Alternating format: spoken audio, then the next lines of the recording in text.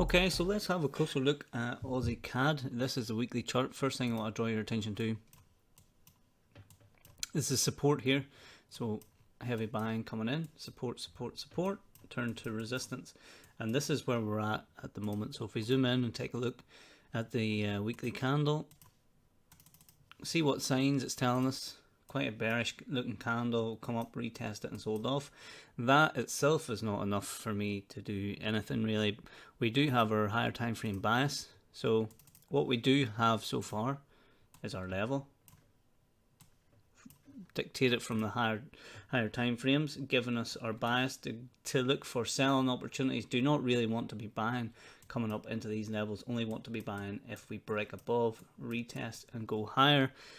So with that said, we can go down into the lower time frames and take a look at the daily swing point. I want to look at, you can see we've come up, retested this swing high, but also want to draw your attention to this level here, which is just the bodies of the candles on this swing point on the daily selling opportunity. So you can see it's stuck between this range on the daily. So if we go down into the H1, we can look at structure a little bit closer and see what's going on. We have the day dividers on. What do we see?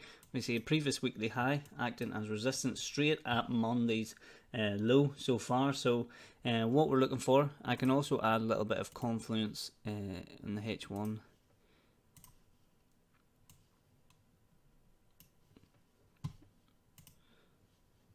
With this structure, just support, support, support, support, support, lining up with our previous week's high, also Monday's low. So what I'm basically looking for is let Monday do its thing, let Monday unfold. If it goes higher, not interested in it.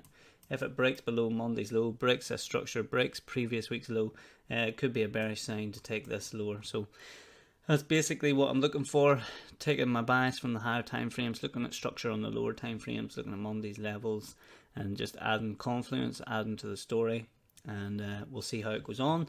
What negates this play if we just start breaking higher, which can happen. So just giving you the foundations of the trade, how I come to the ideas, etc. Let me know your thoughts on it, and what you think and what you're looking for.